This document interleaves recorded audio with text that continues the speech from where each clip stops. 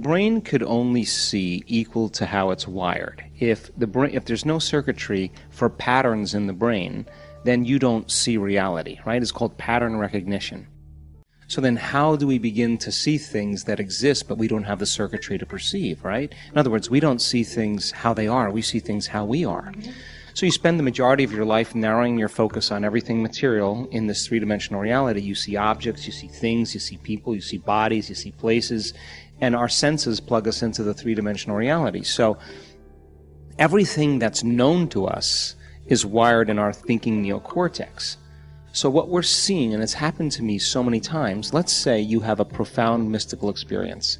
There's 4 states of consciousness. There's wakefulness, there's sleep, there's dreaming, and then there's the transcendental moment. Now that transcendental moment is something that we have been working to induce. In fact, we now know we can induce it. We've measured it. We know the pineal gland in certain areas of the brain become active, that the limbic brain all of a sudden moves into high frequencies. And a person has a full-on sensory experience without their senses. In other words, whatever's going on between their ears is more real than anything they've ever experienced before. So if your senses are heightened, right now, if everything you were seeing, hearing, smelling, tasting, feeling, if your senses were heightened, your awareness of everything around you would be heightened as well. Well, awareness is consciousness, and you can't have consciousness without energy. So in a sense then, if a person has a transcendental experience and they start interacting with beings that are not physical, if they have that really profound experience, that experience is going to be logged in their brain because experience enriches their brain, yes? The end product of an experience is an emotion, but you wouldn't feel fear from these beings. You would feel a kind of a love or a grace or a presence or an acceptance.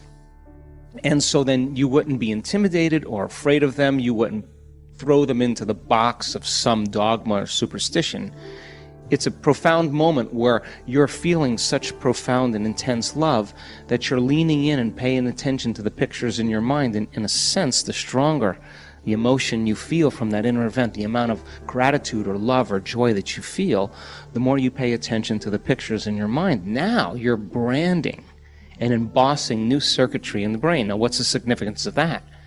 Well, when you come back to your senses, now you can perceive a broader spectrum of reality because you're going to begin to see things that have always existed, but you didn't have the circuitry to perceive them. So then, as we activate the pineal gland, it acts like a radio receiver, and those tiny little crystals, as we talked about in our last interview, begin to shimmer. And if a student or a person can begin to tune into energy and frequency, to know how to suppress the mechanism of the neocortex, the memory bank of the known self, to slow their brain waves down into theta, in that state where the body's asleep and the mind is awake, and you can tune into frequencies and activate that system, that little pineal gland is going to hook into a frequency that's carrying information, and it's known as a transducer, which means it's like a radio antenna or a TV antenna. It's going to translate that frequency into profound imagery. That imagery then is not going to be anything that's known to you. It's going to be something that's outside the scale of known.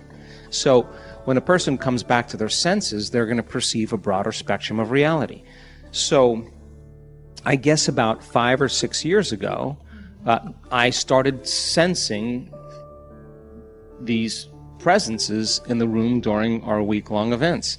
It started at the week-long events? Well, it started at the 4.5-day workshops. I started, out of the corner of my eye, started perceiving certain things, primarily when we were doing the pineal gland meditations. I had other meditations as well, but there was an energy in the room that I noticed, and they're very noble, and they're very interested in what we're doing.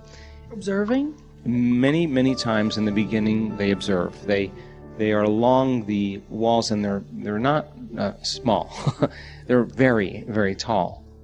Most of them probably 3 meters, maybe more tall. I mean, they're beautiful and big, and they have this grace about them and this presence, and they're very interested. They observe.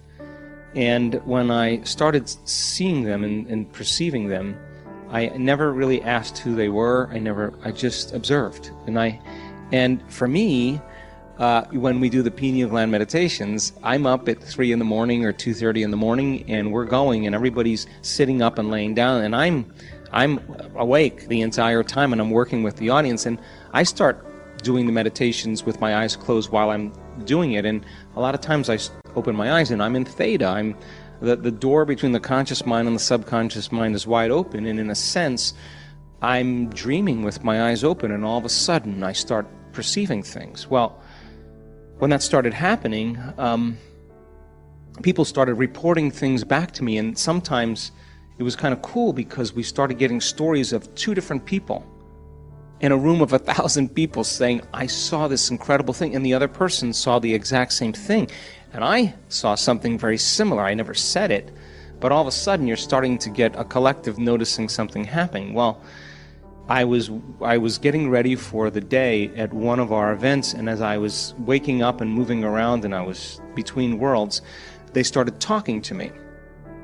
And they said to me, we can only lower our frequency to a certain point. We can't lower our frequency anymore, our energy anymore, because we would change our consciousness, and we love ourselves too much to do that. But if you can raise the frequency of the audience to a higher frequency, we'll meet in that place where that energy intersects. And so there's an invitation or a door for them to move through or to exist as. And there would be like an older sister, an older brother that totally loves you and sees that you're really making an effort, you're making great strides, and they're just a little bit higher on the spiral, you know.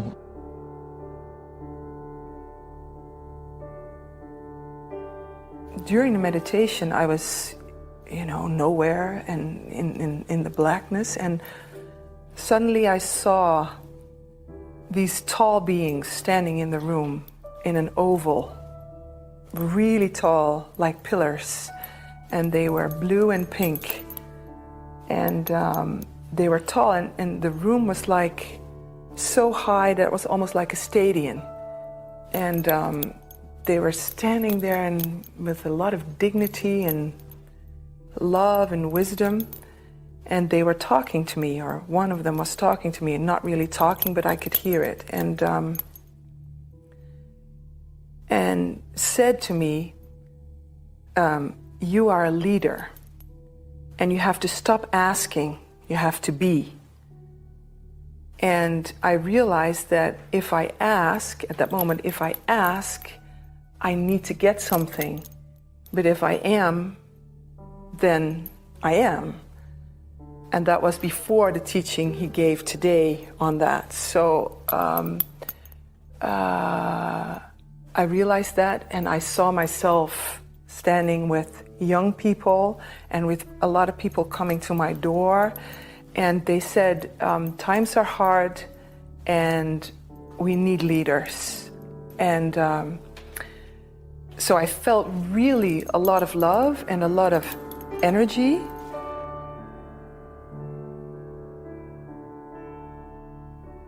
So this experience today was an out-of-the-body experience, and it was so great, so special. It was, I was feeling so strongly like never ever before. It was so real, but at the same time it was so, wow, what happened to me? I let it go. So it's really hard to say in words what I experienced, but I would like to express it in feelings. It was just like coming home. It was like going out of the body, but at the same time staying connected. So I never lost my real body, but I was somewhere else because I could look on it and I could. But I was still connected. It was not totally gone. So, but it was like flying. I had it once 3 years ago, So, and at that time, I always wished to have it, to get back to that point and maybe to experience it even stronger. But in these 3 years, it never happened to me, but today, yeah, breakthrough. So I just can say to everybody, go for it. Don't give up on the breath, because it took a while, but once you have it, then it's like, oh my God, it's insane. It's a real orgasm from the head, you know.